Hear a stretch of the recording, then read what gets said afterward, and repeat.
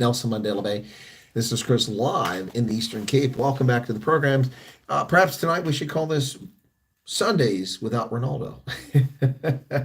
Those of you who may have just caught the broadcast a short while ago, Ronaldo and I were at Tapas, the restaurant here in Port Elizabeth, and had a nice little conversation here. Now, why is my video not loading? Boy, that's a really big delay here.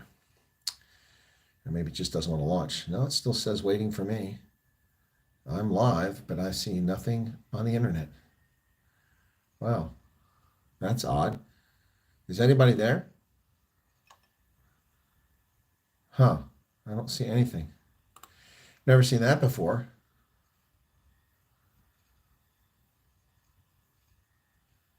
Is it going to load? Nothing's happening. Oh, we are, says Leanne. Okay, there we go. Well, for some reason, mine wouldn't load. There we go. All right, well, that's a little disconcerting. I've got the internet over here, and it's not loading up. So, all right, now it's pretty close on there. Well, good evening, everybody. Welcome. Thanks for being here with me. Salem's Cave. The only thing I like about the Turner Diaries was a relationship between the politicians and the street polls. Okay. Leanne's here. Charles Van Olsen, the voice of reason. Malcolm Clotier. And hey, Malcolm, how's it going down there on the East Coast? Charles Van Olsen on the East Coast, voice of reason once again. John Huchin from Arizona. Chris Marie in from Gauteng. Vilma Erasmus. And Ursula's back, says, hi, everyone. Stay warm tonight. Yeah, it's plenty warm for me. I'm wearing a nice little hoodie from the Bulls. Got the Bulls written down here at the bottom. Pretty cool. Anyway, somebody gave me a hard time earlier and said, you can't wear that around here. I said, what are you talking about, man? There's no Eastern Cape team. What am I supposed to wear? Mike Nortke is there. Welcome, Mike. Okay. PE is my hometown, South Africa, Mr. Much. Well, Mike, I'm sorry that you're not here. I don't know if you're abroad because it's for work or because you've moved abroad and immigrated, whatever the case is. I'm sorry to see you're missing South Africa. It is a fascinating place. Mark Purchase is in with us tonight as well. And Jeanette JG, good evening to you. And what else we got there? I think we've covered most people in the chat for the moment. There are probably more folks coming in. So we'll talk a little bit of news tonight, but just kind of also it's a night owls because, hey, it's time for night owls, right? Anyway, I haven't done it. It's actually a real night owls for South Africans because this night owls occurs, well, actually, you always get night owls at this time, you know, when I do it because I'm in the States and it's afternoon for me, but evening for you. Well, here it is, evening for me as well as for South Africans. Harry's here, welcome. It's a bed and breakfast. It's not bad. Nice place. And good evening to JL. And who else we got there? Anyway, so listen, today, a beautiful day. I left Loftus. I stopped at the McDonald's there on the Schoeman, known today as Francis Bard. And that's a place where they tried to do that cash in transit heist, which was actually just mobiles in transit. Remember that famous event a couple of years ago? That was hectic. So I stopped at that McDonald's, one I used to stop at all the time whenever I left Pretoria East and was headed back to Botswana. It's right there as you head out of town. Anyway, I stopped there, I got myself a couple burgers, and boy, I don't know what the hell's going on. I hadn't had McDonald's since I first arrived here on the first night when I picked it up. But they put salt and pepper on the burgers, and they put a lot of it. It was disgusting. And then I had the McNuggets. They seemed not to be cooked fully, and a Coke. But assuming those things have been cooked properly, it would have been pretty interesting. All of that cost me $6 maybe. In America, I can't even get a sandwich at McDonald's for $6 these days because of the inflation we're dealing with in Joe Biden's wrecked economy. So I drove, beautiful day, light traffic all the way down, hit the R21, headed down to OR Tambo, topped off the vehicle, gave a tip to the guy who cleaned the windscreen and the guy who pumped the gas. And they said, hey, next time give us dollars. One guy's from Malawi, one guy's South African. They appreciate the value of the dollars. That was pretty funny. I left there, turned the car in, and went and checked in for my flight. And now I mistakenly forgot that I had scissors, which were not in my suitcase. I meant to put them in there, but they wound up staying in my black carry-on bag. I forgot them. And so I actually, that plus my shampoo, I had left it in the shower. When I went back and checked everything in the room, I found it and then forgotten to put it into the suitcase. So I actually had, not a lot, but it went into these scissors I have here. So they actually went in my carry-on. My hand baggage, and also the shampoo. So I'll tell you about that. I don't do those things normally, so I was just, I guess, must have rushed myself a little bit there. But anyway, so yeah, so that's not good. Anyway, so yeah, got on a plane, flew, met some lovely people on the plane, and then came down to PE, fantastic weather when I arrived here. Went to get my car. It was right there by the entrance by the Avis. They gave me the key, went out, but nothing happened. Doors were unlocked. The key wouldn't work. I checked the thing, the fob. It said it was the right license plate. Guy came over and said, "Oh, it's not working." So I went back in and got another car. Got a nice one. Got a Toyota, what's it called? A crossover or something like that? It's or cross. I don't know. Very nice, lovely car. Rides nice. It's an automatic transmission. But unfortunately, just have it for a couple days before I head over to Durban. So yeah, so we had a meet and greet at Tapas and met some lovely folks there. A few people I've never met before, plus some old regulars in the crowd who came by. It was pretty nice to see them. Interesting thing, young man, whom a couple of years ago on my first trip on my way home, I was at the Cape Town airport about to board, going through the security line, and just outside the security line, this young guy says to me, "Hey, you're the colonel. I live in Australia, or I was in Australia, just come back from Australia. I watch your program." Well, tonight he was at the meet and greet, because I guess he lives in He's from Cape Town, but lives here, and he was visiting Australia then. So that was pretty cool. Tomorrow, I'll be interviewing Bantu Holomisa, and we'll be talking about the coalitions and the coalition discussions and smaller parties. That's tomorrow, folks. Thanks for the 70 plus people currently tuned in. Be sure to hit that like button. Just 20 of you have done that so far. Yeah, so Bantu Holomisa and I'll be talking. I'm going to keep it short, 15 to 30 minutes max, and we'll go from there. And then I'll load that interview up hopefully tomorrow. Additionally, tomorrow we're going to go out with Ronaldo and apparently repair foxholes. Yeah, still stuck in the army, foxholes. Potholes here in PE, of which I found plenty of them today. Not more massive, but there were plenty of them. So we're going to work on potholes tomorrow. Now, bear in mind that Ronaldo is going to Parliament next week. Be sworn in as a member of Parliament, the highest legislative body in the land, and he is still going out as a servant leader and doing his job days before his departure. Some people would be phoning in and now, but Ronaldo's not doing that. So whatever you think of Ronaldo, like or dislike him, understand that he certainly takes his task very seriously. All right, whom have I missed in the chat here since I was going on there? Okay, I got that. And then we got, who else got here? Ronell's here. Hey, Ronell. I don't think the Vol's going to be on my trip this time. I'm a little short on time, Ronell. Sorry. James Bowie, we'll do it next time. We'll make a specific trip. Probably next time I'll set time aside for Clarence, Bloemfontein, and Potchefstroom, Vanderbilt Park, Val, all that stuff, Midval. All right. Clive Streak is here. Etienne Frion, welcome you. Val Cooper, there's Val. I haven't seen Val for a few days. Hope she's okay. Pierre Orban, Vernon Waits. McDonald's is horrible. Steers is disgusting. Oh God, Steers! I cannot eat Steers. Just like Wimpy. Oh God, those are horrible places. Liam Menards here. Welcome to you. But then I also hate Cadbury chocolates. A lot of South Africans love it. Mike says, "All good in USA. Great sunny day." Okay, cool. Well, it wasn't earlier. I was looking. My solar production was pretty low. It's kind of neat. I can check out my solar production from the other side of the world. I had a good month so far, but not so good. JL says, "P, Minia. P, Port Elizabeth. What do you mean?" And who else we got there? Hendo's in. I was wondering if Hendo's going to be here. And we see Hendo. Talk Kaiser Chiefs is back. I see you're back. Yeah, give me a fish and you feed him. No. Okay, Vilma Erasmus. And then Little Miss Know-It-All. Always a pleasure. And I think we caught Gypsy Backpackers here. I missed Gypsy Backpackers. See Gypsy being greeted. There's Gypsy. How's it going? Anyway, so yeah, let's talk a little bit about some of the news. In Israel, the defense, the guy who's been coordinating the defense strategy for the Israeli government has quit the government. Yeah, that's right. So Benny Gantz quits Israel's emergency government in dispute. Now they're calling him, what do they call him? He's a conservative, but they're making out like he's not a conservative. Benny Gantz has quit the government. So there you have it. So that's interesting to say the least in Israel over dispute. In Europe, the pro-EU parties are going to hold on to the majority, it looks like, but the right-wing parties have gained in EU elections. Let's see what the results are. All 27 European nations, the polls closed, and that vile anti-liberty individual known as Ursula von der Leyen is, gosh, I cannot stand that person. Voters across the European Union going to the polls on the final day of voting for the European parliamentary elections. Polls open in 20 EU countries early Sunday, and for the June 6th, 9th elections for a new European Parliament, the legislative branch of the 27-member bloc.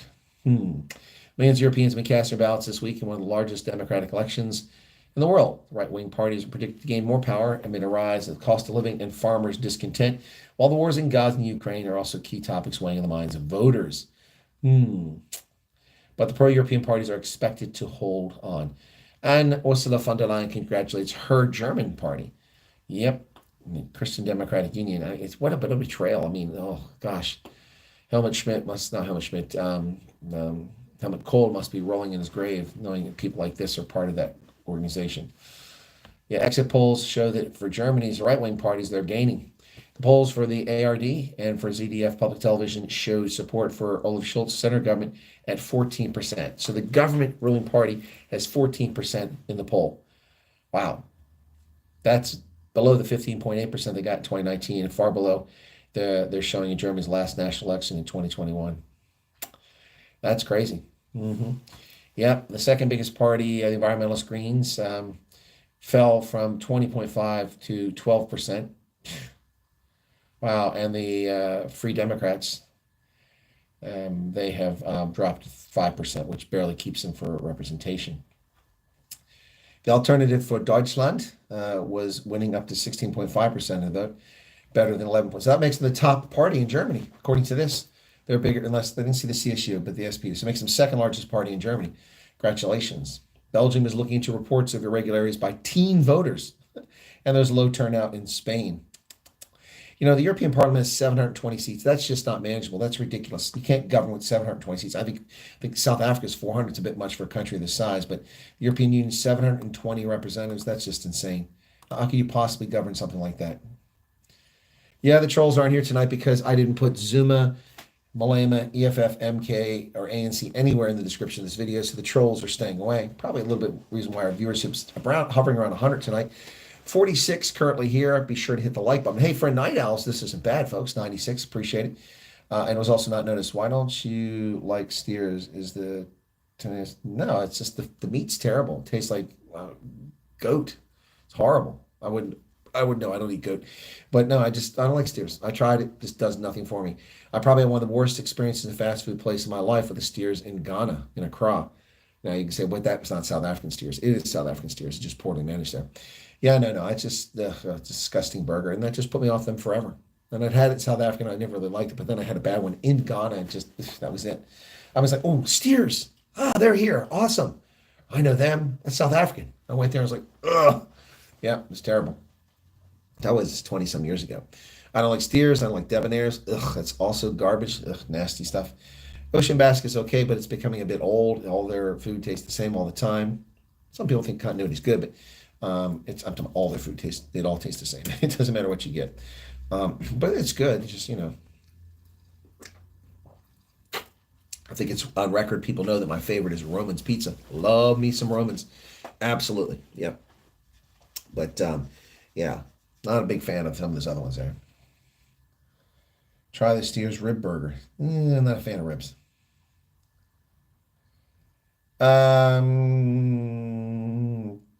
Talk Kaiser Chief says it's called Habana now. Well, yeah, I suppose, but it's really Nelson Mandela Bay metropolitan area. That's where I'm at. So take your pick.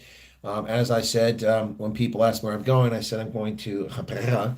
And then people like, where? I said, Port Elizabeth, Nelson Mandela Bay. Yeah, they just didn't get it. So, yep. Anyway, I'm buffering over here. What's going on there? So, all right, now we're back to the live stream.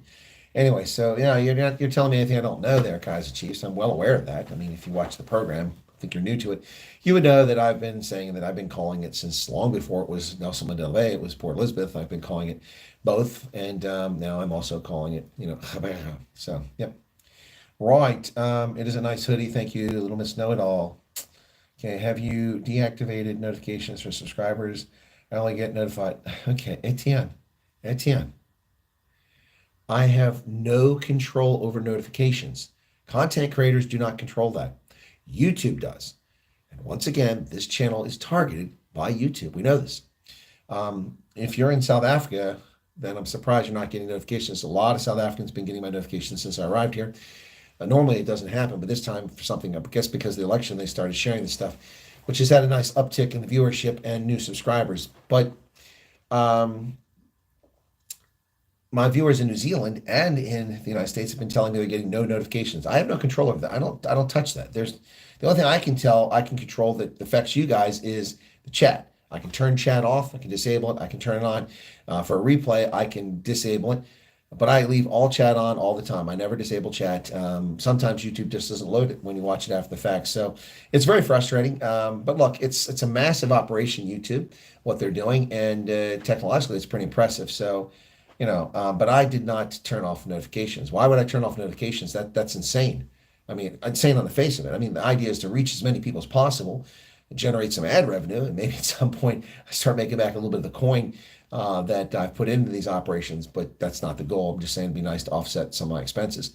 But no, that makes no sense to not notify people. I would notify the world if I could. I mean, if I could get Doug Murray on my channel, then hey, Douglas Murray, I'm sure we get a lot of attention there, and I'd tell everybody about it. Wimpy food is disgusting, says Ursula. We went there last week. 256 rand, and our eggs were raw, and other food wasn't good either. My mom said she isn't going to. Yeah, no, I Wimpy, bad experience 25 years ago. Never go near it. The only thing I've ever had good in Wimpy is a milkshake once. Yep. People do need to join the WhatsApp or Telegram groups because we post all the videos. Now, this was an exception. Unless my moderators did it, I wanted to go live a little bit earlier because I got some things to do tonight, editing, and I did want to go to bed after midnight again. So Ronaldo and I did a live stream at Tapas after the meet and greet, and so I had to rush back here, and I didn't have a chance to post this. So I think a lot of people don't know about it unless any of my mods went around and shared it after the fact. So how is Ronaldo? Well, you should watch the live stream on his channel. It was pretty good. Actually, I think it was a Leka conversation. It was nice. We're sitting next to each other, and it's much easier for the conversation to flow because we're right there. We can get when one person's going to talk, the other person going to talk. A lot easier than doing it online. Although Ronaldo and I have a good rapport back and forth. We sort this out pretty well. But yeah, so ever tried halal Wimpy burger? Nope, I don't eat halal. No, I'm not a Muslim. No, thank you. Been trying to hold the fort down in the USA, not doing so well. Sorry to hear that, John. Marilyn Brokish. Hey, Marilyn, how's it going? Good evening to you, my lovely host there in Northcliffe. And Hendo's here. Freelance Kate says hello. And Hendo. So a few more people streaming in now. I think the word must be getting out either through the groups. Maybe one of the mods just went around after the fact and did it. Best food, homemade food. Where's that at, Chris Marie? So Marika Hildebrand, good evening to you. And Helen Rich. And I'm sorry I missed you guys there in the chat. It's a little hard to see from here. Ron van der Spol. And my guest from Heckport hasn't tuned in since we had the meet and greet the other night where he was at. Hope he's well. Aaron says good evening, and yeah. So anyway, John Hooch is still calling Hendo a sexy beast. I don't get that at all. Never figured that one out. Anyway, yeah. So Israel, Chris, have you tried Nando's? Yeah, Nando's is all over. It's in the UK. It's the United States. Not many places in the US, but yes, I know Nando's. But I'm very circumspect about what I eat at Nando's. I like their chicken strips. I used to like their chicken strips are spicy, but not a lot of things at Nando's I like. But I can eat Nando's. I don't have a problem with it. So yeah. It's just not my first choice. Right, so that's what's happening with Benny Gantz. Now, a Gaza journalist who wrote for Al Jazeera was holding 3 of the Israeli hostages in his home with his family. Can you believe that? Wow. I mean, this is just so unbelievable. A Gaza journalist who wrote for Al Jazeera was holding 3 hostages in his home with his family before he was killed by Israeli commandos during a rescue operation on Saturday. Abdullah al-Jamal, who also worked as a spokesman for the Hamas-run labor ministry, was killed when Special Forces soldiers stormed his home in central Gaza and rescued hostages. Almog Meyer, Yan, 21, Andrei Kozlov, 27, and Shlomi Ziv, 41. Al-Jamal's death was originally reported by Rami Abdu, the head of the Euromed Human Rights Monitor, who claimed Israeli Defense Force soldiers raided the journalist's home and killed him and several members of his family. Well, he was a terrorist, so that's what happened to him. Yep, the IDF acknowledged that he was killed and they was keeping the hostages inside his home, but made no mention of what happened to his relatives. There's further proof that the Hamas terrorist organization uses civilian population as human shield. Yep, there you go. So Al-Jamal had previously written a column for Al Jazeera in 2019. The Qatar-based outfit said Al-Jamal was never an employee. Before his death, Al-Jamal was contributing to the Palestine Chronicle news outlet, where he wrote a plethora of stories covering the deaths of Palestinians in Gaza during Israel's offensive. Yes, but he held hostages, a scumbag piece of human feces. Many of his recent stories focused on the ongoing IDF operations in Nazareth, where his own home was located, and when Israeli intelligence figured out he was holding 3 of the 4 hostages rescued on Saturday near a refugee camp. The Palestine Chronicle is a nonprofit organization based in Washington State that works to promote daily news to Gaza, and clearly it has terrorist ties, or is wholly ignorant of whom it hires. The outlet claims that its team consists of professional journalists and respected written authors who don't speak on behalf of any political party or champion any specific political agenda. But now we've seen the United Nations Aid Agency, we've seen the Western media employing terrorists. Yeah. We have the UNWA, whatever that thing was called, the UN agency, actually having Hamas terrorists participating in the murder and slaughter of innocent civilians on October 7th, and then being ostracized and then claiming they're being attacked because they support Palestine. No, it's because you are involved with terrorism. And it looks here that this newspaper supports people who are involved in terrorism, holding hostages beyond the pale. Beyond the pale. So, the organization confirmed Saturday that he was a contributor reporting on the ground, but made no mention that he was holding 3 hostages. Isn't that interesting? So these scumbags admit that he worked for the paper, but they won't tell the true story that he was holding people hostage for how long now? Now, we don't know if he had them the whole time, but they were kidnapped on October 7th. November, December, January, February, March, April, May, June. 10 months of their life stolen, living in horror after watching the scumbag actions that took place on October 7th. Yet we still have morons running around American campuses going, gays for Gaza, gays for Gaza, gays for Gaza. Yeah, and the genocide. Yeah, no, sorry. Wrong answer. Nice try. Many of his recent stories to the Palestinian Chronicle focused on the ongoing operation. I already read that. Okay, so yeah, among the 3 men, Israeli forces also rescued Noah Agmani, a 26-year-old Israeli woman who became terrified face of October. Oh, so she was the one arrested. Was she the one that was on the back of that motorcycle? Wow, so it looks like she was rescued. Congratulations to the IDF. But apparently there were a lot of casualties in this operation. That's what people get for harboring terrorists. Yep, that's unfortunate, but that's what happens. Wow, that is something else. Manhattan's District Attorney Alvin Bragg, the attention-seeking shyster lawyer who fraudulently prosecuted former President Donald Trump, says he's available to testify in Congress under certain conditions. He said the office is committed to voluntary cooperation. Mr. Bragg's office wrote in response to the House Judiciary Committee Chairman Jim Jordan.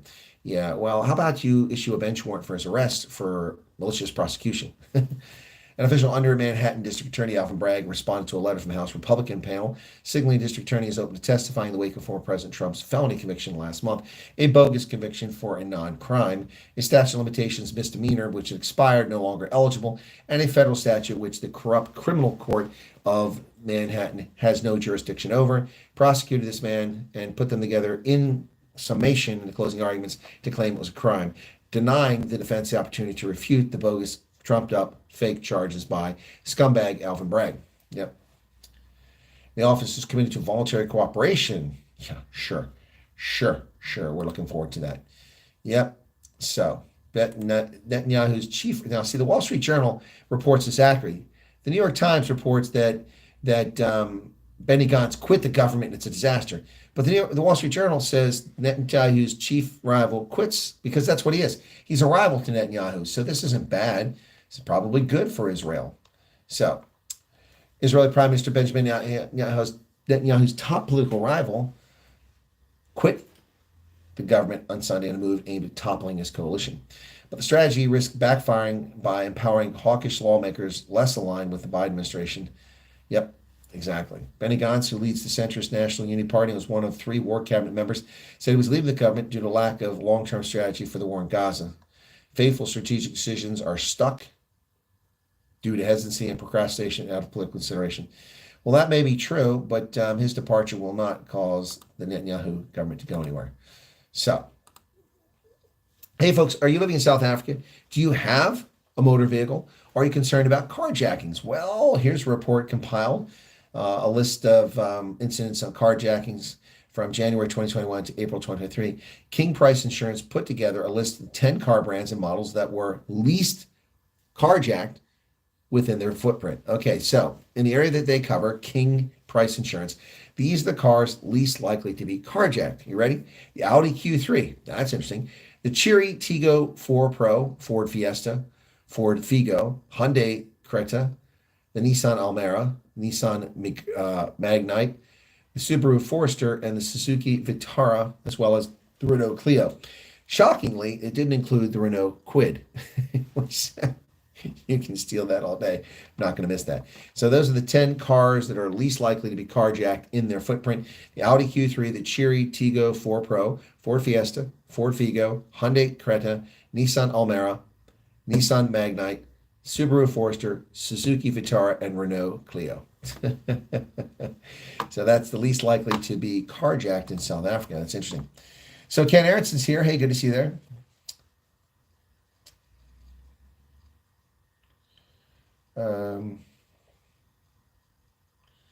Escom Christmas ends tomorrow, says Hendo.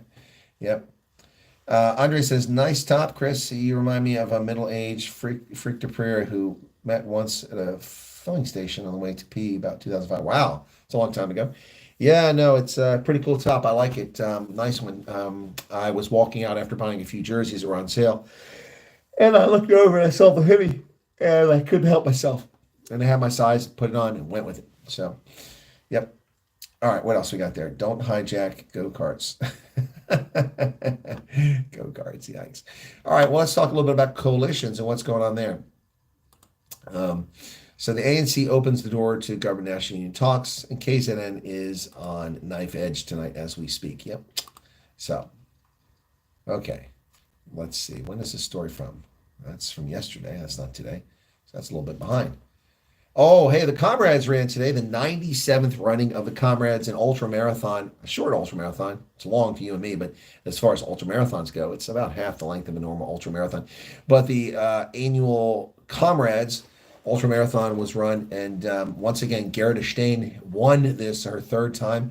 Yep, an unbelievable performance. Congratulations to her. She is the queen of the Comrades, to say the least.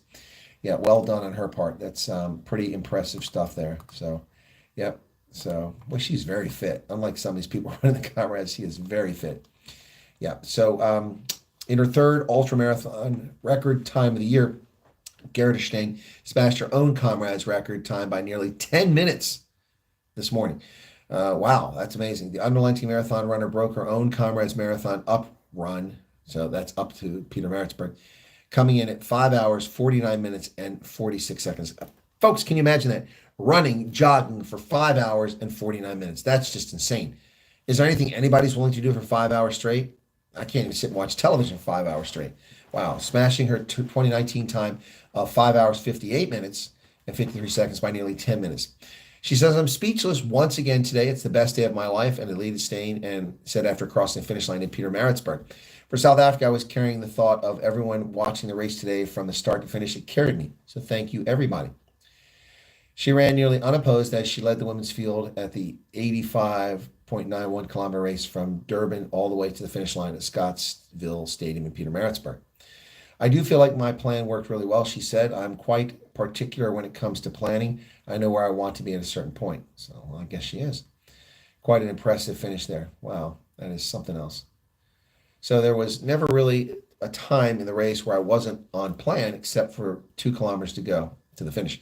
I looked at the clock and saw that I will have to sprint to make it under 5:50, and I only just made it, so it's just an extra bonus. Congratulations.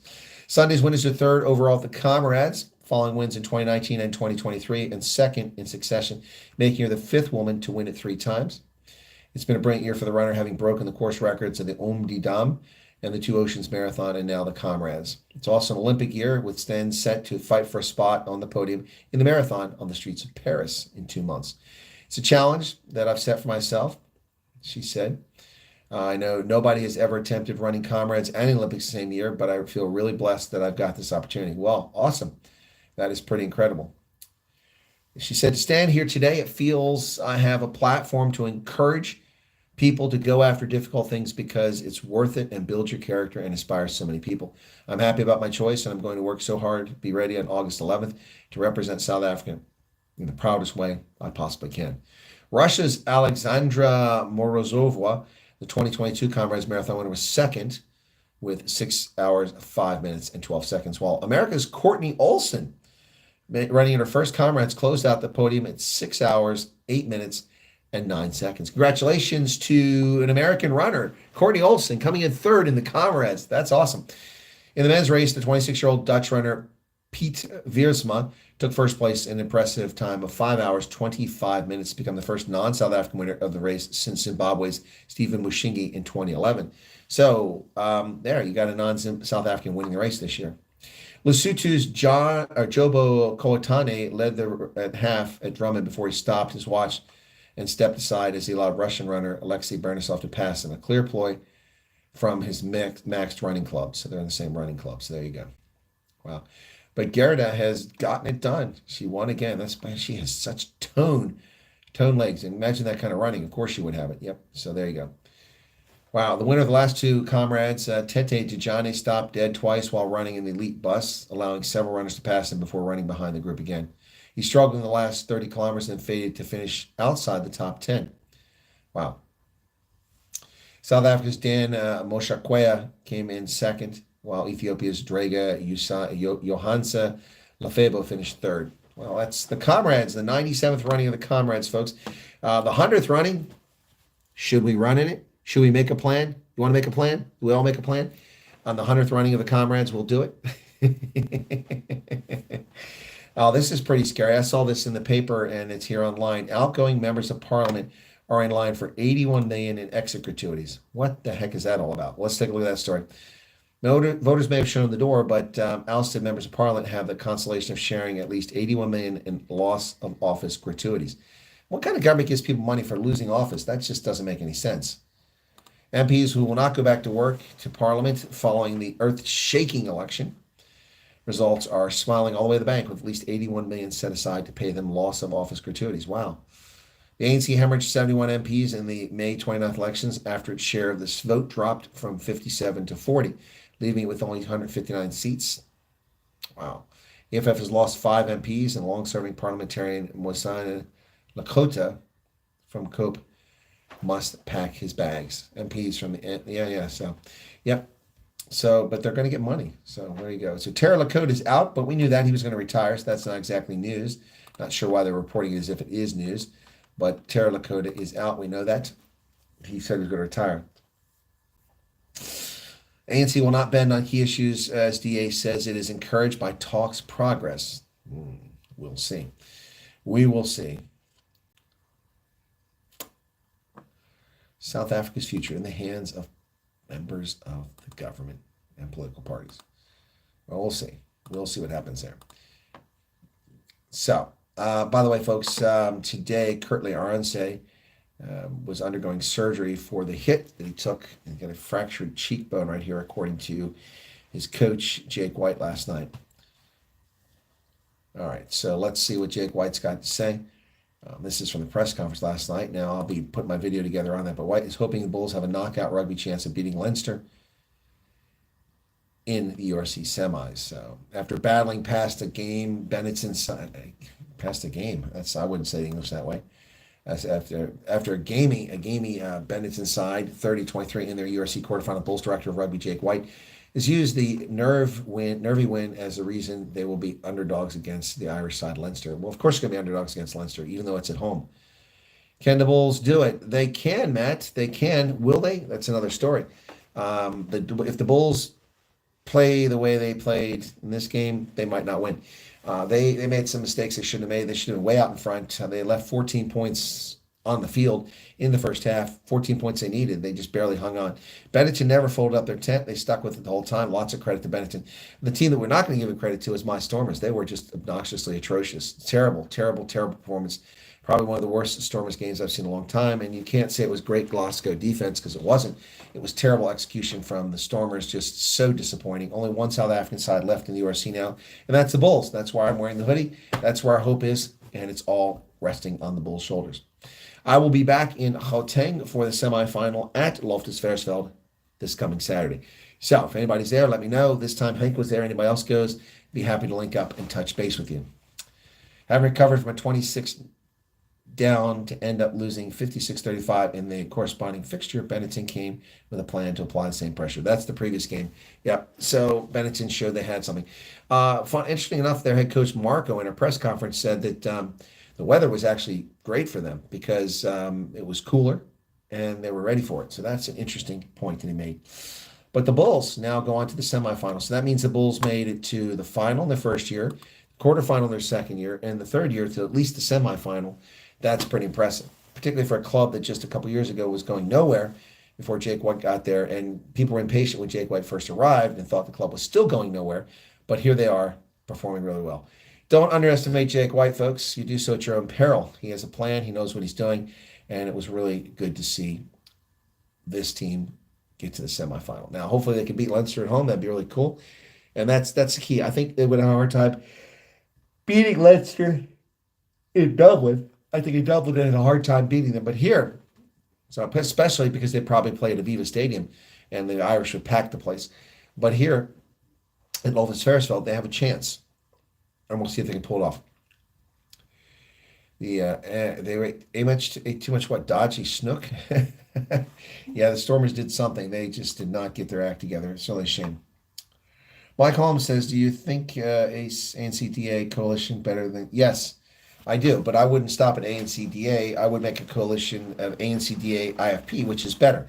It may not sound like much, but that 4% makes all the difference in the world, particularly if Chlabisa is nominated to be the president and over an ANC or DA candidate. That makes all the difference in the world. But an ANC-DA alliance or coalition is simply Zimbabwe 2.0 from 2008. So it's not a coalition I recommend, but I do recommend ANC-DA IFP. So what else we got here? Hendo says he doesn't think that the Bulls can do it. Val says losing their spots is nothing. They will get benefits and loads of cash, maybe a pension toss. And yeah, no doubt. Oh, well, I've been there forever, so they will definitely get a pension. Yep. I wanted to vote for Trump, but I couldn't find him on the ballot, so I won't vote. He says jail. Okay. Well, I suppose you could have written him in, but it just would have been a waste of it. Michael says, why can't we just get the ANC-EFF coalition over and done with so it doesn't appear again? Because of the carnage and damage they could do, national health insurance, expropriation without compensation, other race-based laws to obliterate the minorities and destroy the economy further. No, it's not a good idea. Besides, ANC-EFF is not enough, Mike. I don't know if Michael Holmes. ANC-EFF is not enough. They're short of 50% because the EFF fell below 10%. So they're not going to get there. Not going to get there. Although technically, I suppose, the way they broke this out, I have to count the MPs. No, let's see what the MPs are. They're just short. I think it's 198 to come up. So let me do the math here. The EFF is 39 MPs, right? 39 plus the ANC's 159. Is that right? 198. 2 members of parliament short. But they could find a party to go along with them. But that coalition doesn't work. There aren't enough votes. It doesn't pull it off. What do I think of Rossi and Jake? What do I think of Rossi and Jake? White coach. Springbok. I don't know what you're saying there. That doesn't make any sense. But we already have those issues. Why can't we wait to get a government center movement? I don't know what you're trying to say, Michael. You can't wait till 2029 because there'll be no South Africa in 2029. The game will be over by then. Yep. So I understand that the Springbok selections have been made. Let me just do that because I didn't have a chance to look that up, and we'll talk about it. Springbok selections. Someone told me that on the plane.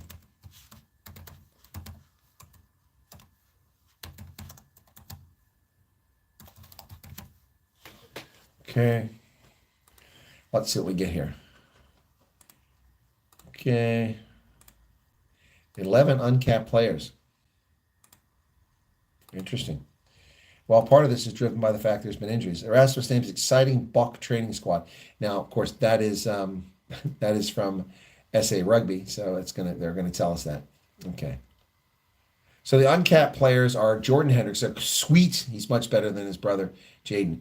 Jordan Hendrickson, Kuhn Horn, Edwin van der Merwe, Morne van den Berg, all with the Lions. Those are good choices. Pepsi Boutelai's never been called up. That's crazy. Sia Masuku, oh, that's a good choice too. Ethan Hooker, I'm not sold Ethan Hooker. Ben Jason Dixon, long overdue. Sasha Feinberg, Ungum Zulu, yes. Nicklin Fouché, overdue. Andre Hugo Fenta, good choice. Yeah, wow. Players based in Europe, the UK, and Ireland will not be considered for the Bucks' first test of the season against Wales. Players in contention from the Vodacom Bulls who advanced to semifinal. were also not considered for the squad. It includes 19 forwards, 16 backs. World Cup winning fly half Andre Pollard, number 8 Jasper Wiese, who is serving 6-week ban, have been named in the group and will be allowed to train with their teammates, but will only be available for selection after the Wales test. Wow, there you go. So that's interesting. So let me see if they break down the whole list here somewhere. Okay, so here we go. Springbok training squad in alphabetical order: Pepsi Buthelezi, Joseph Dweba, Ben Jason Dixon, Peter Steph Dutoy, Eben Etzebeth, Nicklin Fouché, Vincent Koch, Franz Malherbe, Malcolm Marks, Bongia Manambi, Dukum Chunu, Salman Morat, congratulations, Franco Mostart, congratulations, Oxen Che, Evan Ruiz, Quagga Smith, Andre Hugafenta, Jasper Wiese. Backs: Damon de Allende, Faf de Klerk, Andre Esterhuizen, Filie Fassi, Jordan Hendrickson, Sasha Feinberg, Zulu, Ethan Hooker, Kuhn Horn, Cheslin Colby, Jesse Creel, good, Monty Lubbock, Makazoli Mapimpi, Sia Masuku, Andre Pollard, Morne Vandenberg, Edwin Vandemeva, and Grant Williams. Yeah, that looks pretty interesting. Yeah, I'm pretty satisfied with that. I'm especially happy with the Sasha Feinberg Zulu call-up, as well as Andre Hugo Fenta and a number of others there. Stephen Kitsoff, Luke Diager, and Drayden Hendrickson all were not considered for the squad due to injury. So there you go. Well, that's exciting. For the Bucks, pretty cool. Cool. 11 uncapped players, man. Wow. That is interesting. So we'll see. The Wales game we should win, though. So, So this is Rossi's first time back as a coach after he stepped down in 2019 after they won the World Cup. But he was always there with a hand guiding the events in the background. So let me just do a quick thing and load around here. We've had a slowdown in viewership the past few days. That's unfortunate, but hopefully it'll pick back up again. So we are approaching 16,500 though. So Pepsi with Lace preferred in the final. Yes, lots of uncapped players, 11 of them. That's pretty crazy.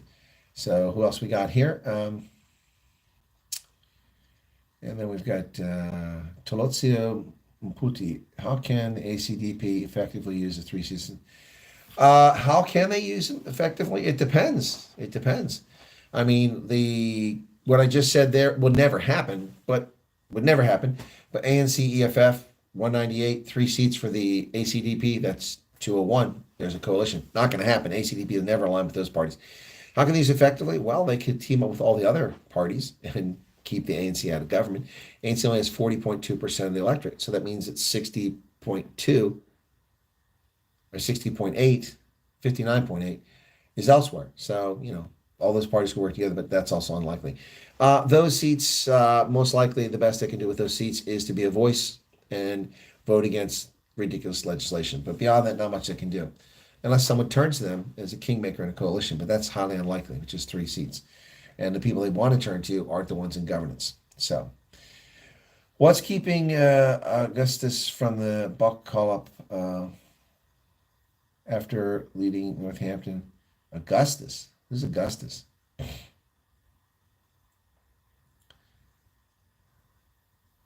Grasshoppers being smart aleck. Erica says, I'm really worried the ANC will be too stubborn in their thieving demands.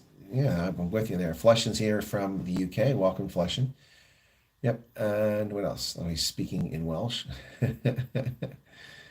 Casper, fun device Vesthuizen. Good time to build a new team younger for the next. Exactly, Casper. That's why 11 uncapped players are coming in there. Players with the likes of Sasha Feinberg, Ongum Zulu, Andre Hugo Fenta, and a host of others. Yeah, smart move. Yep, I can fill you in the Welsh squad if you like, says Flushin. Okay, thank you for that, Flushin. Sedgefield's here. And Nick Groves is here. He says, my old man was Welsh. Okay. Why is Candy Mooney? You mean on the Springbok side? Because he's injured. He's injured. That's why he wasn't playing for the Bulls. He's out. So, yep. Oh, okay. Sorry, Menashe Qual. I don't know. That's a good question. There's a lot of players you can say, why aren't they in this call-up? Interesting to see Morne Vandenberg called up. That was pretty interesting. Some really good players. I mean, South Africa is a wealth of talent. So, I mean, you're not hard done to pick the right guys.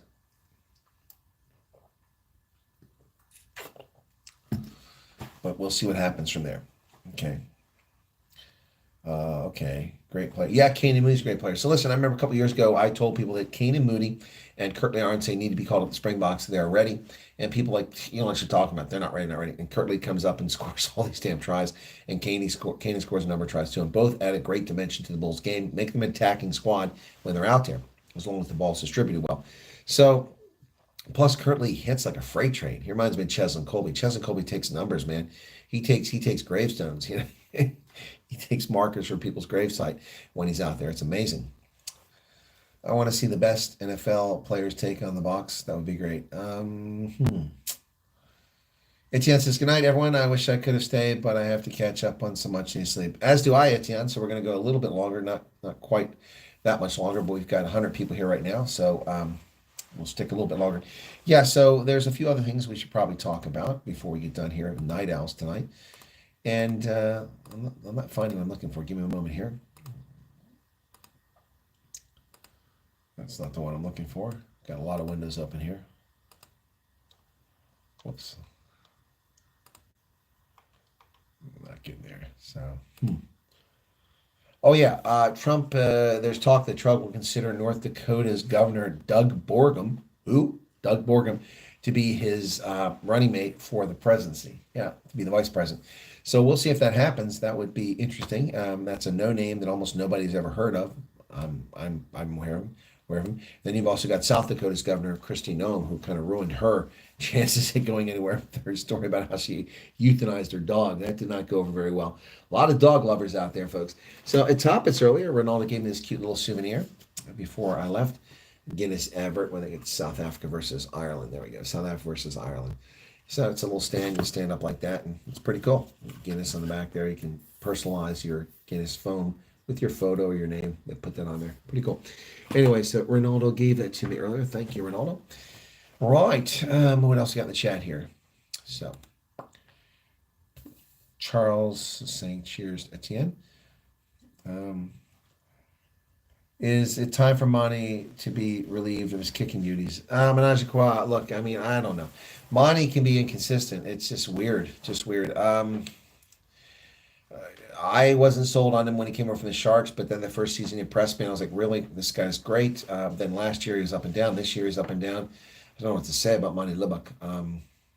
Frustrating. When he's on, he's on. When he's off, he's off. And he was off. He lost at least 10 points for the Stormers yesterday. So really, really unfortunate. So I don't know. If we got someone that's better, that's what we need to ask. If we got someone better than Monty, then they need to be the guy doing it. I mean, David Willemse can kick, but he's inconsistent. So, I mean, that's the key question. We have someone that can do it. Should be seeing you in Durban, says Charles. Okay. Okay. Someone's going to bring you. Okay, cool. Looking forward to it. What are the chances of Tim Scott being the VP pick? Not great. Not great. He could do it, but not great. Saw that a lock, Stamen, for Benetton played for the Blue Bulls. Lots of South Africans in European clubs. Any Europeans in South Africa? Last I can remember was Fred Michelin for the Sharks. Well, they say Ben Loader's an Englishman, but I thought he was a Kiwi, Ben Loader, who plays for the Stormers. So there have been some folks from New Zealand, Australia playing for these clubs in South Africa, but I can't think of many Europeans. Would be interesting to see some Americans show up there. Val's telling me I'm pulling faces. Well, even when I finish, Val, I won't be going to bed. So yeah, I might be able to finish the stream, but I still got work to do. So, boy, this is gone by kind of slowly here. We've been at this for 48 minutes, 97 people currently watching. How are we doing on likes? We've got 106 likes. That's good news. That's some good news there. But yeah, so I just want to check on a couple things before we go anywhere.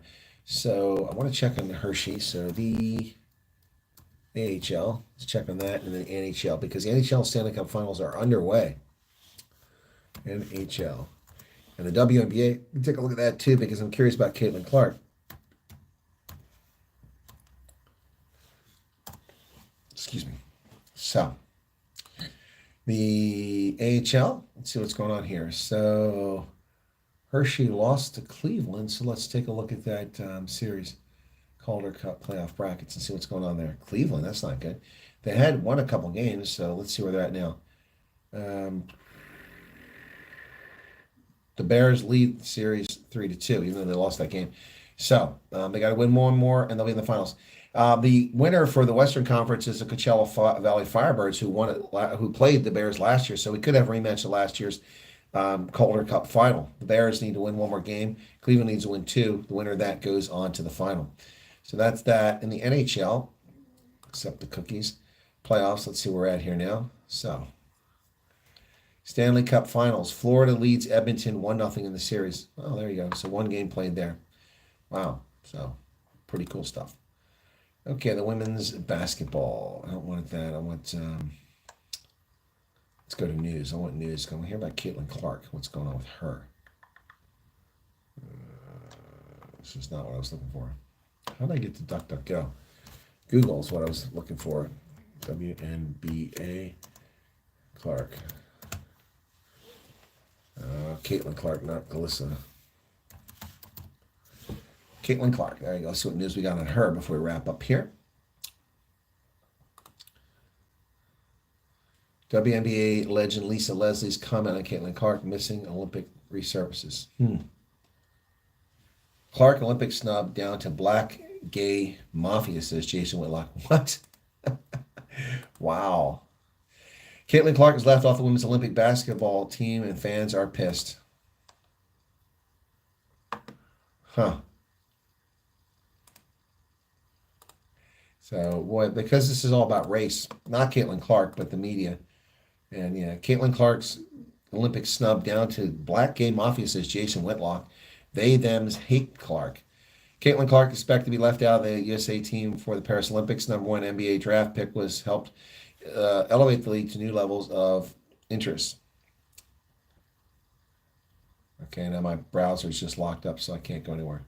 All right, well, hopefully we're still broadcasting. So it looks like people are dropping off here left and right, so we'll end up here shortly. But unfortunately, my browser's locked up. Damn it. Freaking nonsense.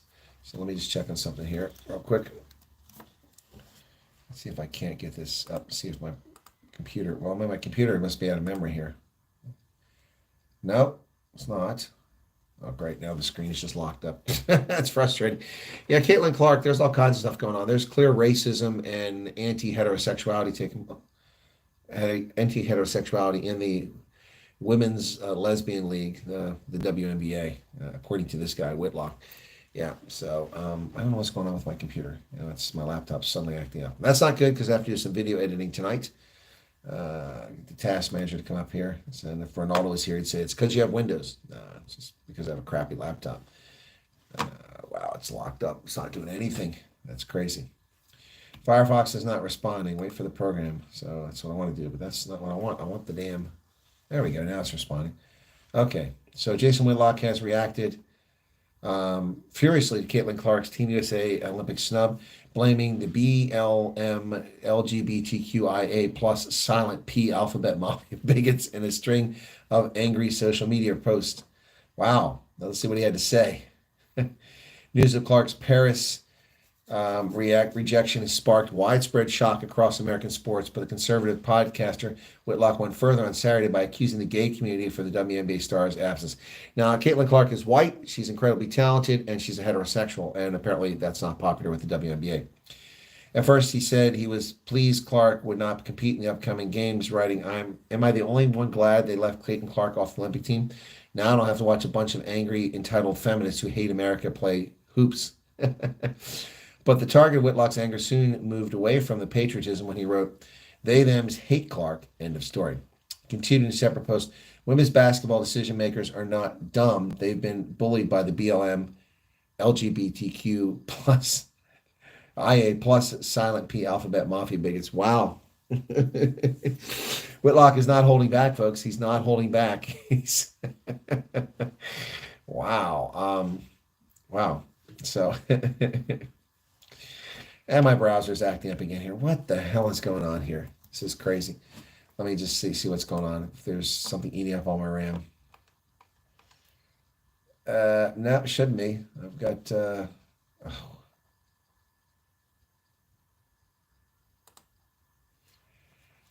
Anyway, so that's a little frustrating. Sorry, late night for that sort of thing to be happening. But, wow. That's frustrating. Yeah. Close the program. I'm just tired of waiting for this damn thing. Don't report it to Microsoft because you never fix anything. It's just a way of getting information off my computer. All right, so that's over. So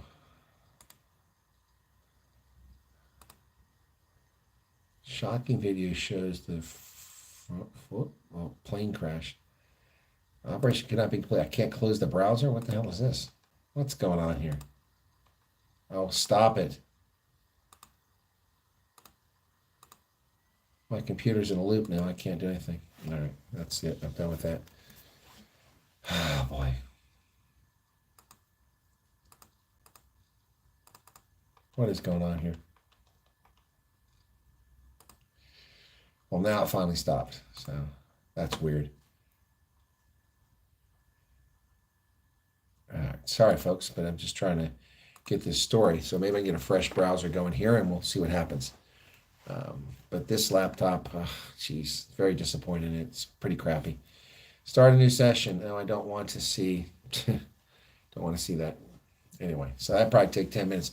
Anyway, we are close to 1 hour on this stream, so we're going to wrap it up here soon. Any questions or comments from anybody before we get started? Now I'm going to sit here and wait forever for this damn thing to start. Okay. Oh, my goodness. Freaking Firefox has become such a memory pig, such a memory pig. All the memory leaks out. It's very frustrating. 116 likes, 117 likes. Thanks for that, folks. Anyway, so just to wrap up what's going on here for this period forward. I'm in PE. I'll be here tomorrow, departing Tuesday evening because it's the only flight of the day from PE to Durban. And then I'll be in Durban Tuesday night. Wednesday, I'll be in Howick. And then Thursday, I fly back to Gauteng.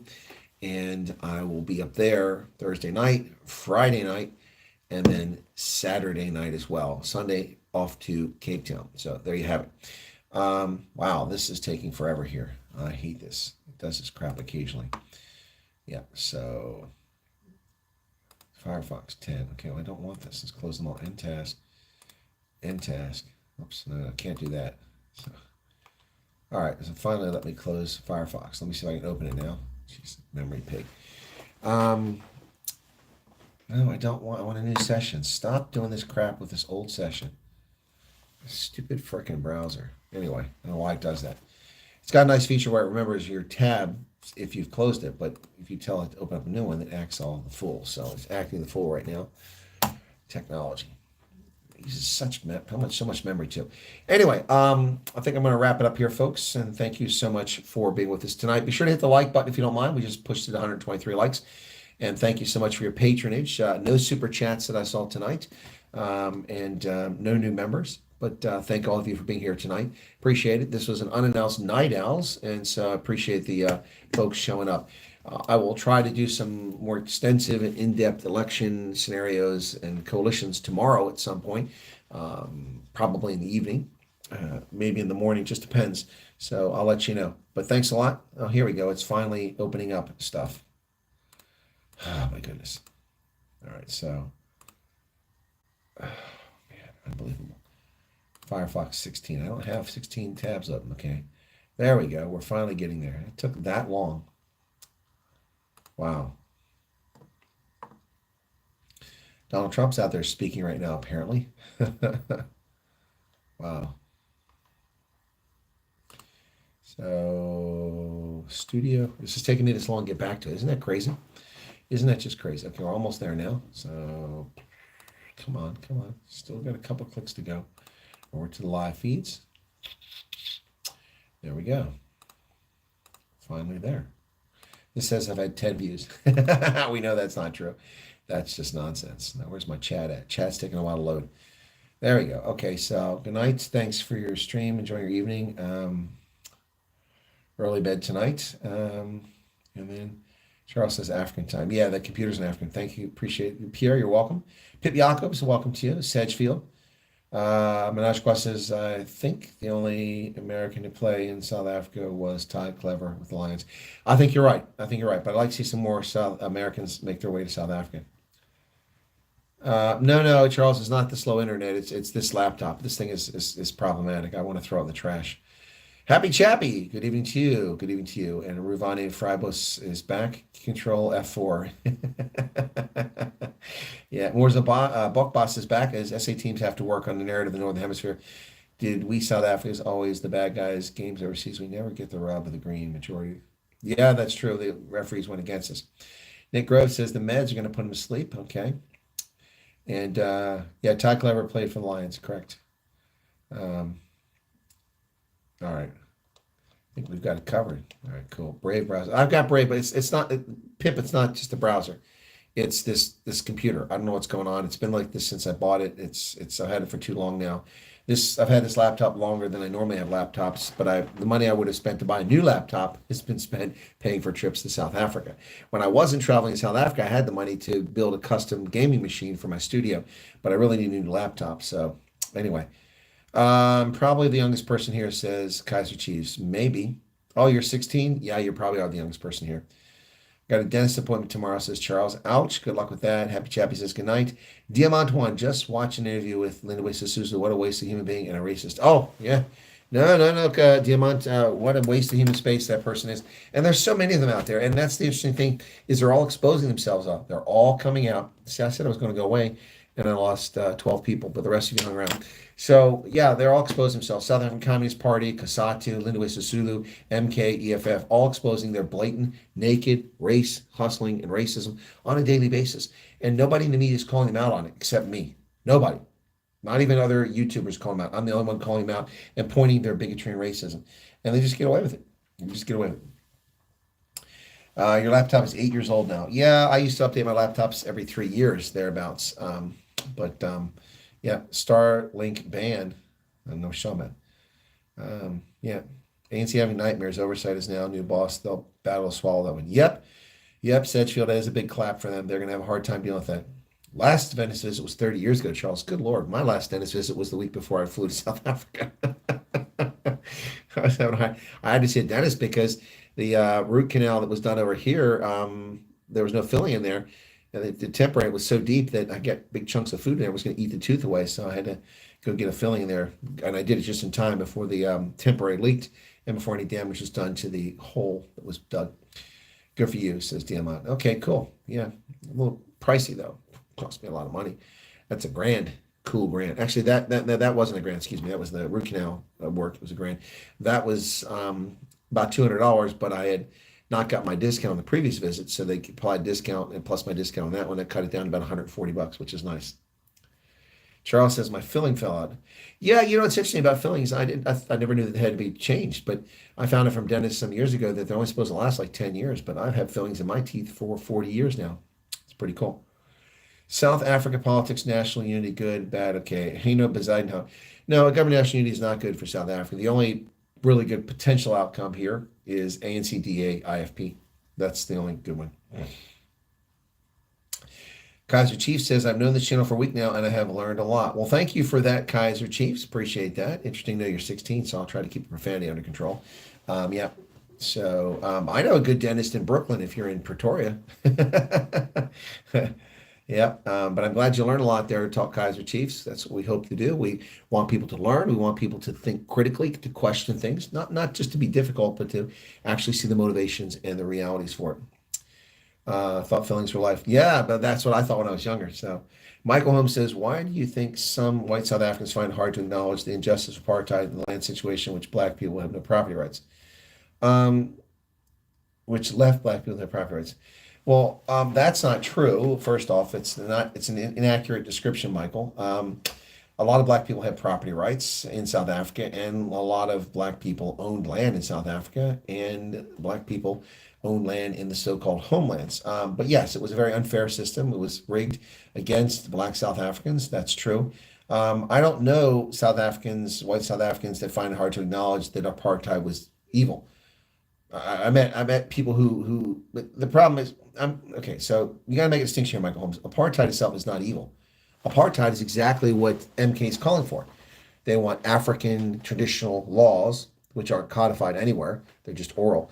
They want that to be the law of land to apply to everyone. And they want their separate development. And that's what apartheid was. What happened, though, is that in implementation of it, it led to racist legislation, which was unfair. So that was the evil thing. And I don't know any white South Africans who have admitted to me that it was not unfair. So I'm not sure whom you're talking to, or if you're living off of stereotypes that the media are feeding you. I know a lot of South Africans and some who are very proud South Africans who serve in the South African Defense Force. But unless they're hiding it, not showing their true feelings, I'm not seeing it. Doesn't mean it's not there. A system was based around communal land. When you're talking about something very different, you're talking about land tenure, and it's a myth. It's a fairy tale. There was no land owned by anybody. It was all owned by the tribal chiefs and heads. So, do you think Zuma will try to get Kazan secede? Richard, you asked that question on Ronaldo, but it wasn't the appropriate time to talk about it. I don't know. I don't know. I don't think Zuma has the time or energy left at the age of 81 to accomplish that. But I have talked about the Zulu in the past, talking about them going their own way. It's very much a possibility. We'll see.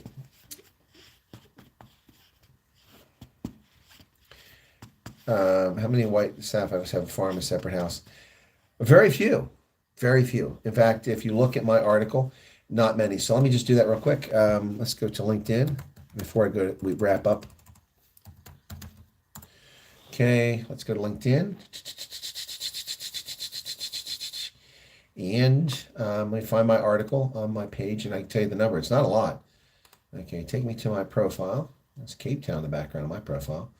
Cool. And where are we at here? So, where are we at? Post. Come on. Show all post. That's the internet taking a long time. So I need articles. Articles used to be promoted here, but they're not anymore.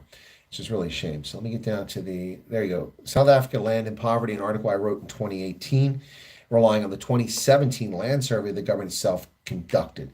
And let me tell you the total number. See, this whole thing about land is just garbage. First off, there were a total of 181,532 landowners in South Africa, of which just 53% in 2017 were white. Only half the people who own land in South Africa are white. Now, some of them own some really big farms, so the acreage is a different story. But 95,673 whites owned land in South Africa. Now, given there's 4.8 million whites, that's a very small percentage. So we'll just divide that. Hang on a second here. So clear. So what the hell's going on here? Now this. Oh, good Lord. Calculator's not working now. It's just locked up on me. Maybe it's my Windows that's a problem. Close window. All right, so now, what the hell? Too many crickets. Okay, so let's just do this math real quick. So 95,673, okay, divided by 4,800,000 equals 0.019, 2%. 2%. 2% of white South Africans own land. 2%. Yep. Constantly told that whites are thieves and land thieves and racist. 2% own land. 2% are landowners. That's just insane. Now, the percentage for blacks is much lower because their raw number is not that high. It's 40,000, and there's 43 million blacks, so that's going to be much lower.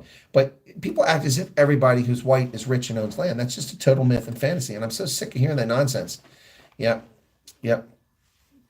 The solution is so let me read from my article here. Lands is a sensitive issue in South Africa. Land tenure is essential to a country's well-being. Clear title to land is invaluable. With clear title, landowners have equity which they can pledge to borrow money. Banks can accept risk if one owns land to pledge as collateral. Centuries of conflict, settlement, colonization, and conquest ended in the formation of South Africa as a country from an amalgamation of British colonies, African kingdoms, and independent Boer republics a little over a century ago in 1910. The introduction of race-based legislation meant to impoverish non-whites succeeded and dramatically skewed the land tenure from 1913 onward. Restoration of land to the dispossessed was also a key consideration of negotiations in the early 1990s to end apartheid. However, the negotiated settlement to end apartheid was contingent on inclusion of constitutional protections for landowners and a mechanism to redress land claims arising from the 1910 to 1994 timeframe. That solution is under attack today in 2018. Proponents claim black South Africans are poor because they own no land. That is dishonest. Most human beings own no land. Few South Africans of any race own farmland. 181,532 South Africans, or 0.034. 0.3% of South Africans own a total of 419,000 farms. One need not own land to escape poverty. or avoid it. The key is good governance and education. The ANC has failed on education and must seriously address its failures in this area. Apartheid governance ensured that most whites got quality education, most blacks did not. 24 years later, it appears that few white or black South Africans in public schools are getting a quality education. Additionally, there are painfully few success stories of transfer of land from white owners to black owners. This is also an ANC failure. So there you go. Only 2% of white South Africans own farmland. So it's all just garbage, gobbledygook lies. 99% of black people in KZN talk about home and then go to the farm, albeit most of these farms are on communal land in the Nyoma Trust, which they don't own, and they can be dispossessed from at any time by the Zulu king. Also, not going to demonize apartheid. It was just how life was then. Today, there's no trace of it in South Africa left. Exactly.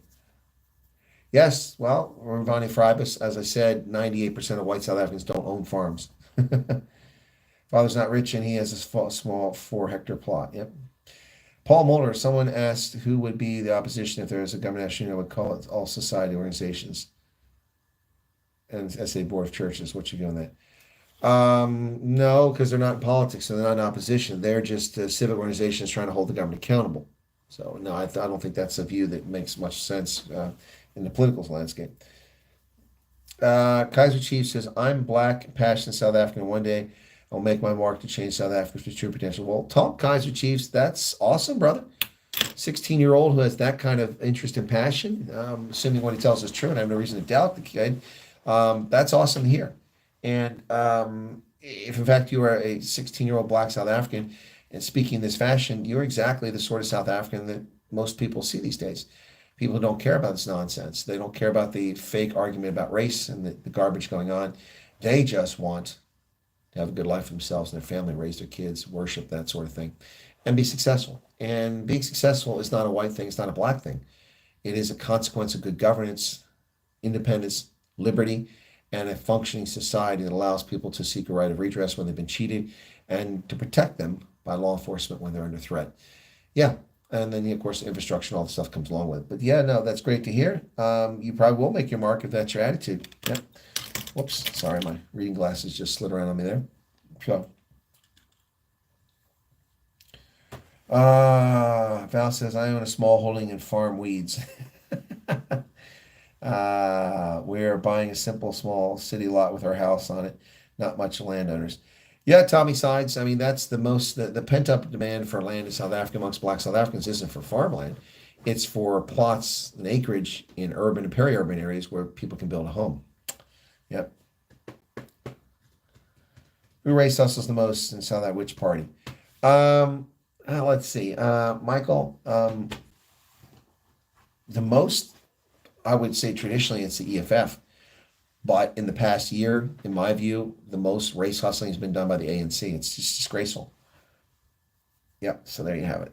All right, we went well past the promise to stop at 1 hour. So we're at 1 hour and 13 minutes, and a lot of people tuned in here. Got 100 people here right now. I do encourage everyone to make any positive influence they can. Nobody will come to save us except ourselves. We must take responsibility. Well, and that's the bottom line, Ravani Fribus. You know, when I started this program a couple years ago, 4 years ago now, well, that's amazing. It's been over 4 years. February is 4 years, so March, April, May, June, 4 years and 4 months. That's 40 months now. We're in our 40th month of broadcasting. And people kept asking me, will Trump save us? Will someone come here? Will the UN come here? Nobody's coming to South Africa. Nobody's going to save you from South Africa. It's from South Africans. You have to save yourselves. Sorry to break your bubble if you think that someone's coming, but those organizations have no interest in South Africa. And most of them have no idea what the hell's going on in South Africa because they don't want to know. They're willfully ignorant. And that's tragic, but it's true. And that's the reality. That's the world we're living in. So, you're a twin? Wow. In business with your brother at 16? Okay. All right. Yep. All right. So, Michael, I would say it's the ANC in the past year, but traditionally it's been the EFF. And that's a shame. That's a shame. But that's the reality. It's really sad. You know, I should cover one more thing before I go here. Let's just do this because earlier today I did a short. So, I was reading at the airport, went through, there's a Twitter notification from Sky. Of course, we know who Sky is. Sky was, of course, falsely attributed to one of our friends, Amy Justine LaRue, whom I haven't seen lately. And her life was destroyed. Cost her job, cost her custody of her child because people lied about her. Anyway, yeah, so Amy Justine LaRue's life was turned upside down because people falsely claimed that she was Sky. Had to go to a lawsuit to get this thing settled. Anyway, Sky is out there still commenting, and Sky commented on a post from, originally it came from Professor William Gumeda, who I think is he's a political scientist, but I think he's at UNISA or Wits, one of those two, but he's up there in Pretoria or Joburg. Anyway, I think he's in Pretoria. Anyway, so it wouldn't be Wits then. Anyway, but he wrote this thing about the EFF complaining that they're calling the DA the enemy. He said that's dangerous. And then some black supremacists in horrible, unlawful, criminal injury language attacked the DA and used the N-word, going on and on, house ends and such. Really disgusting comment, and said that, the DA did the same thing to the EFF and the ANC, but they didn't. They didn't. There's a difference here. And Professor Gumeda should have been more clear about this, but here's the thing. The EFF and the MK are calling, and many ANC people calling the DA the enemy, and they're doing it in racial terms. They're calling the DA, and they're attacking white people, and they're calling the DA the legacy of the National Party, when in fact, if anyone's the legacy of the National Party, it's the ANC who merged with him. But the difference between the DA doing it during the campaign is the DA wasn't attacking the EFF because they're black, or the ANC because they're black, or PA because they're colored. No, they were attacking their policies and calling the policies of ANC and MK anathema to South Africa's constitution and to the people. Therefore, they're a threat to the people and a danger. That's one thing. That's fair game in a political context. But attacking people based on their skin pigmentation, which is what the EFF is doing to the DA, calling it a white party war, the white dominated, which is total fabrication.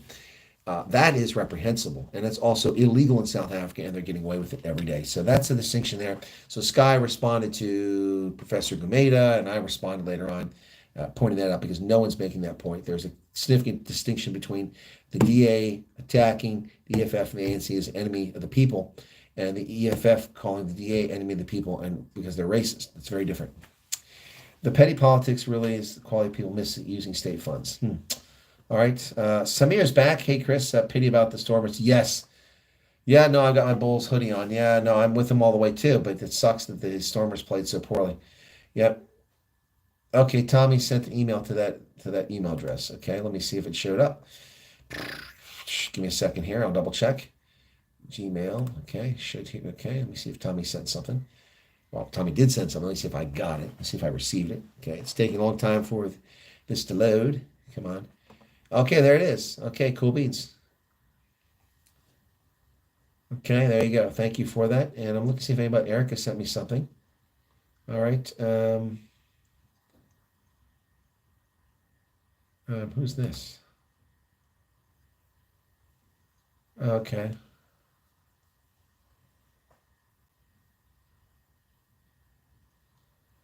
Oh, okay. Yep. So, wow. Okay. So a number of emails have been coming in, 4 or 5 emails, which I didn't catch. Thank you for the heads up there, Tommy. I'll take a look at your email. Sorry, but there are a few of here. Okay. Wow. Okay. You've sent me quite a detailed email, so thank you for that. I'll try to read that when I get a chance. There's the email address if you need to write to me, folks. If you want to help contribute for the trip, I am taking care of accommodation tonight, tomorrow night, Tuesday night, Wednesday night, taking care of Thursday night. I'll be back in Northcliffe, most likely Friday night, possibly Northcliffe. I might go to Pretoria just to do some things, I'm not sure. And then Saturday night I'm taking care of. So from Sunday onwards, I'll be back in the Western Cape and I'll take care of that accommodation. But but if anybody has an offer of a place they want me to go, someone they want me to see, someone they want me to talk to, someone they want me to interview, let me know and I'll do my best to make it happen. Also, if you would like to meet with me and give a super chat in person, that is something I don't mind. Just saying. Anyway, so all right. Sorbet awaits you. Wow. Okay. All right. That's really enough, folks. Got to cut it here. We're at 9:53, almost 10 o'clock. I've got some work to do tonight and get a good sleep, get up in the morning, and hopefully interview General Holomisa, and then off to see Ronaldo. And then later tomorrow, Byron Shepherd will be doing Bribe Brews with Byron Shepherd in person. So I'm looking forward to that as well. Gareth Anderson just gave 7 Rand. That's his first super chat. Thank you for that, Gareth. Wow. Listen, the super chat stuff, always joking about that, folks. Listen, a lot of people are suffering financially. A lot of people, I've talked to several people who lost their entire businesses because of COVID scams and because of BE, and other people just having a hard time struggling with things. So, look, I mean, if you don't have the resources, please don't donate. If you can't help out, that's great. Look, I'm not a starving artist. I'm not 18 years old. I'm not going to starve to death anytime soon. I'm not a wealthy man, but I'm not going to starve to death. But it is appreciated if you're able to do it. But I never want someone that is putting themselves in a bind to contribute their time, their money, their resources. You have to take care of yourself and your kin first. That's your responsibility. As an adult in society, take care of yourself and those you're responsible for. If you have extra to help other people out, that's your prerogative. If you want to do it, donating your church, your synagogue, your mosque, your community organization, or to your favorite content creator, that's up to you. There are some people out there with some serious quan, and they're the ones sitting there silent. And the ones with the serious quan are welcome to jump into the mix and start pouring the quan this way. Valerie says, how many quickies can you expect? Okay, Valerie's waiting for me. She wants to go to bed. All right. All right. Good night, folks. Cheers. Be safe out there. Don't take any wood nickels. And look what I went through security with. I forgot about it. It was in my bag. Thanks. All right. Cheers, everybody. Take care.